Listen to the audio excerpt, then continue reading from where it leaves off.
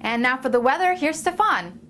Thank you so much, Anita. You are such a doll. Oh my God, I love you. I love your hair. Did you get it done recently? It's absolutely fabulous.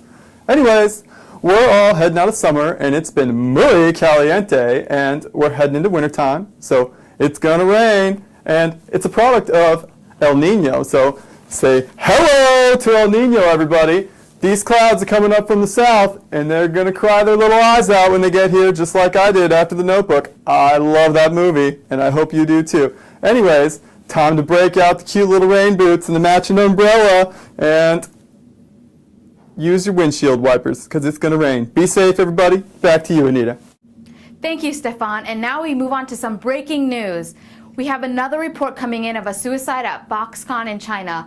Foxconn Technology is a Taiwan-funded contract maker of the iPhone and other consumer electronics. There have already been 12 suicides in the factory. Today, November 5th, another suicide has just happened.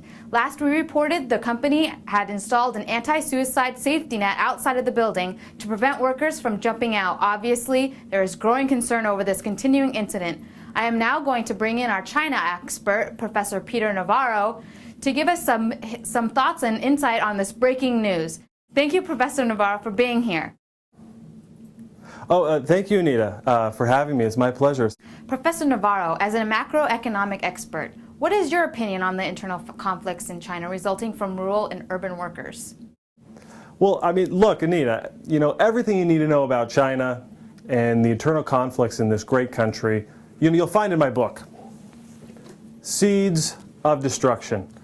In this book, I talk about the seeds that were planted that will lead to destruction between the U.S. and China and the conflicts about that country. You know what? I'm glad you asked me about my best-selling books, because I have a few others. Next one, Always a Winner. Has anyone ever wanted to always be a winner? I do, like me. All right, so read my book, Always Learn How to Win. It's amazing. Sorry, we got a little off topic. What's your opinion of the internal conflicts in China regarding the rural and urban workers? And there's a lot of resentment between these two different classes of Chinese in terms of quality of education and training and skills and government support. So China needs to resolve these issues if it's going to be a world power. We would like to thank Professor Navarro for taking the time to share his insight. Now let's turn to our sister station in China, where we have individuals from both the rural and urban areas standing by. Hello, darling. Hello. How are you doing? I'm fabulous, although I can't stand seeing the side of the rural worker. She needs a major fashion makeover, ASAP. I'm doing all right, but being a farmer is not an easy job. In my hometown, cultivating crops relies on labor force, which is a strength-demanding job. Look at my fingers, full of colors. But hard working didn't pay back. The price for the agricultural products is so low, we cannot earn enough money from planting. The regular occurrence of flood and drought threaten our wealth. The farmland belongs to the nation, so we cannot sell our houses on the farmland to make money as the urbanite does. Well, what do you think of the rural workers' hardships that she's just described? Look, honey, being a wife to a rich Chinese policymaker has its own set of problems. First of all, managing the maids and the rural workers is so hard. I have to tolerate their low education mannerisms, their lack of proper manners, and their low skill set, and I provide them with a great income, and yet they still complain. And worst of all, I have to tolerate their horrible fashion style. And then, of course, there's a mall. There's so many options to choose from. There's Gucci, there's Versace, there's Armani, and then, of course, you have all these fake look-alike products. It's just too much. People told me that wages were higher in big cities, so I moved here to gain more income.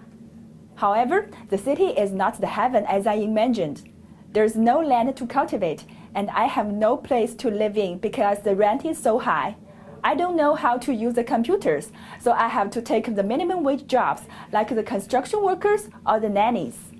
I don't have the health care plan in the cities, so I cannot afford to be sick. My children, oh my poor children, They are also not included in the city's education system, so they need to pay extra fee to go to schools. Is everything okay? I broke a nail! Oh, pity. Please continue, rural worker. My life is so hard in the cities. No healthcare service, no education, no home. It's so unfair. Do you have anything to respond to the rural worker's comments? Look, everybody makes sacrifices. She should just do what I did. I worked hard to find the richest guy possible, and look at me today. So clearly, she isn't working hard enough. What? Unfortunately, that's all the time we have. I want to thank both of you for joining us today, and thank you, Mr. Navarro, for all of your thoughts. Thanks to all of you at home as well. Good evening.